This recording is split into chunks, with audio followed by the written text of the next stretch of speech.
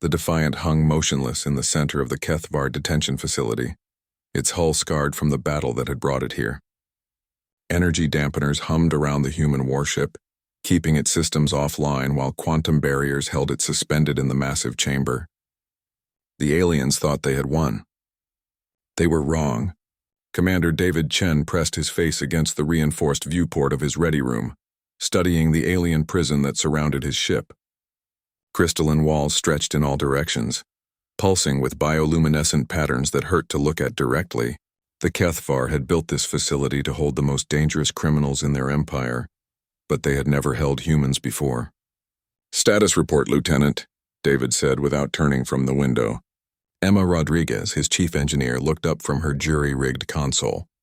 Her dark hair was pulled back in a messy ponytail, and grease stained her uniform from 12 hours of nonstop work. "The energy dampeners are sophisticated, sir. They're actively countering any power buildup in our systems, but—" She paused, a slight smile playing at her lips. "But—" David turned to face her, hope flickering in his tired eyes. "The Kethvar think like Kethvar. Their dampeners are designed to stop their technology, which relies on controlled energy cascades. Human tech is different. We use brute force and redundancy." Emma's fingers danced across her console.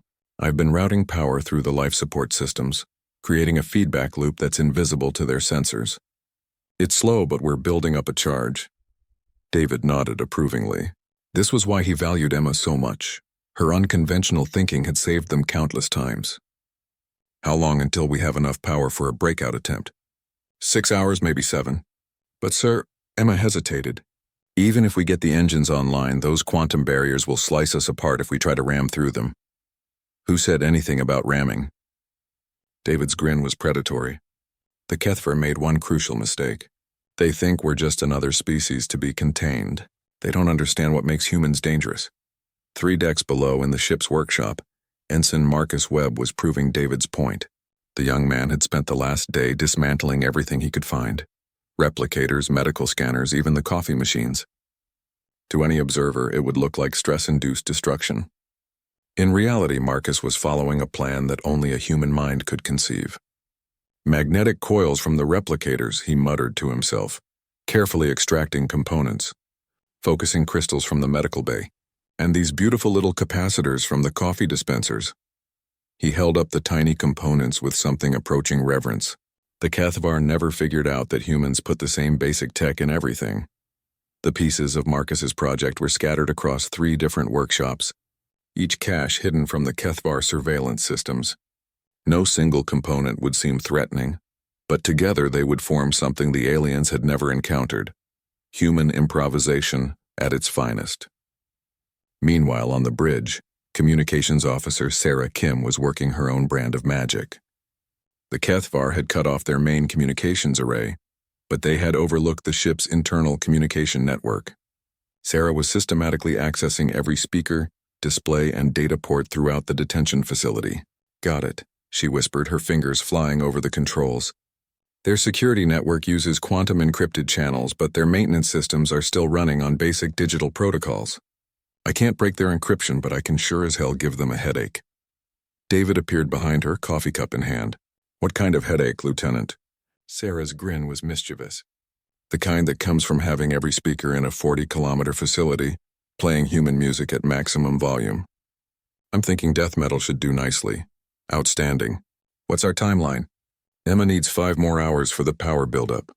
Marcus says his surprise will be ready in 4, and I can start the concert whenever you give the word." David nodded, then activated the ship-wide communication system. "All hands, this is the captain. In 5 hours we're leaving this place. The Kethvar think they understand warfare because they've conquered a dozen systems with their superior technology. They're about to learn that humans don't fight fair. We fight smart." He paused, looking around at his crew.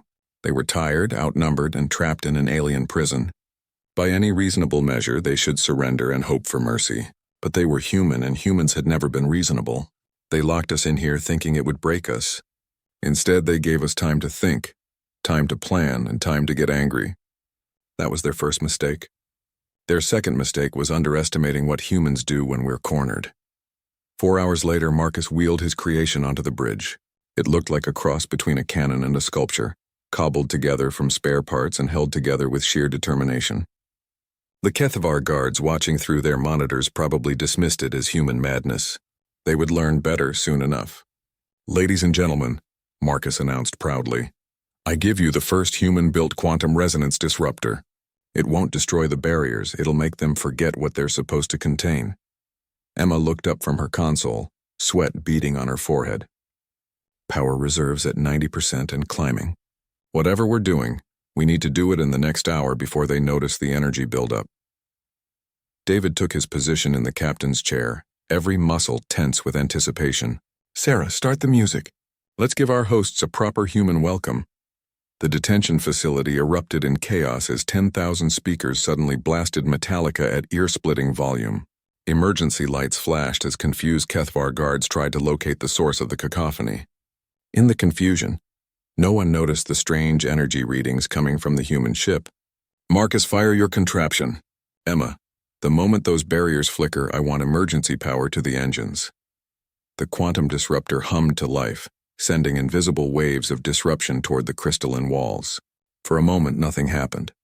Then the quantum barriers began to shimmer and fade, their exotic matter fields destabilizing as human engineering met alien physics. "Barriers are down!" Emma shouted over the music. "Engines online!" The Defiant roared to life, its hull plates glowing as the drives pushed it toward the facility's exit. Kethavar fighters scrambled to intercept, but they were too late. The human ship punched through the facility's outer shell and vanished into hyperspace, leaving behind only the echoing strains of human music and the bitter lesson that cages were meant to be broken. As they jumped to safety, David smiled at his crew. "Remember this moment. Today we reminded the galaxy why humans are dangerous. Not because we're the strongest or the smartest, but because we never ever give up." The Kethavar would repair their facility and upgrade their security systems, but they would never forget the day they learned that humans don't stay caged. They find a way out, and they make sure everyone knows they were there.